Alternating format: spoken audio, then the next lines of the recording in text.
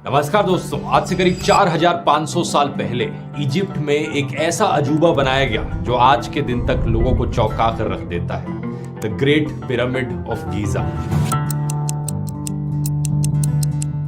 147 metre की height पर बना, इंसानों के द्वारा बनाई गई ये सबसे ऊंची चीज थी करीब 4000 सालों तक। इतने भारी भरकम पत्थर इसे बनाने के लिए इस्तेमाल किए गए थे कि इस पूरे पिरामिड का वजन 6 मिलियन टन बताया जाता है। इसे आप कंपेयर करो आज के दिन की सबसे ऊंची इमारत बुर्ज खलीफा से, जिसका वजन सिर्फ 5 लाख टन है। सबसे हैरान कर देने वाली चीज यहाँ पर यह है कि आखिर इसे बनाया कैसे गया, क्योंकि उस जमाने में लोगों के पास कोई क्रेन्स नहीं थी, कोई बुलडोजर्स नहीं थे, कोई बड़ी टेक्नोलॉजी नहीं थी, यहाँ तक कि इन लोगों के पास व्हील्स तक नहीं थे, पहिए भी नहीं थे इन लोगों के पास। लेकिन फिर भी इन लोगों ने एक ऐसा मॉन्यूमेंट बनाया जो आज के दिन तक खड़ा है। सोचकर देखो, 4500 साल तक कोई बिल्डिंग बनी रहे, इतनी जलती हुई गर्मी में तूफान आए, बारिश आए, जो हमने पाए हैं इजिप्ट और सूडान के देशों में, उन्हें टूम्स की तरह ही इस्तेमाल किया गया।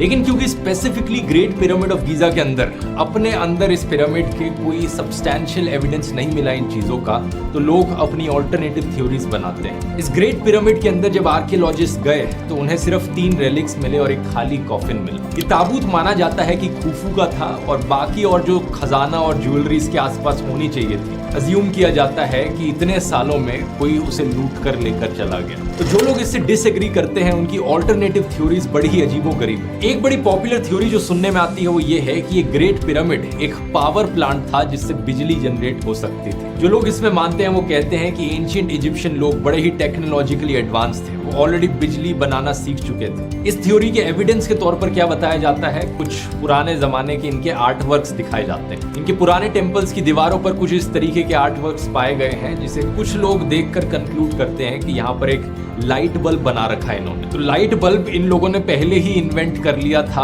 और पता नहीं 5.5 million ton limestone, 8000 ton granite और 5 लाख टन मोर्टार का इस्तेमाल किया गया। ज्यादातर ये पत्थर आए थे आसपास के एरिया से ही, ज्यादा से ज्यादा दूर ये सदर्न इजिप्ट के रीजन से आए थे जो कि 800 किलोमीटर दूर था। अब सवाल ये कि इन पत्थरों को काटा कैसे जाता था। कॉपर उस समय में सबसे कॉमन मेटल इस्तेमाल किया जाता था, तो जो टूल्स बनते थे वो कॉपर के बनते थे। जो ज्यादा हार्ड पत्थर होते थे ग्रेनाइट के, उन्हें ये तोड़ते थे डॉलराइट का इस्तेमाल करके। कई तरीके इनके काफी यूनिक होते थे, जैसे कि पत्थरों के अंदर ये क्रैक्स और होल्स को ढूंढते थे और हथौड़े से उसके अंदर वुड के बने हुए वेजेस डाल देते थे जो पानी के अंदर सोक किए गए थे। जैसे वो पत्थर पानी को एब्जॉर्व करता, ये वेजेस जो हैं वो और एक्सपैंड हो जाते और वो पत्थर टूट जाता।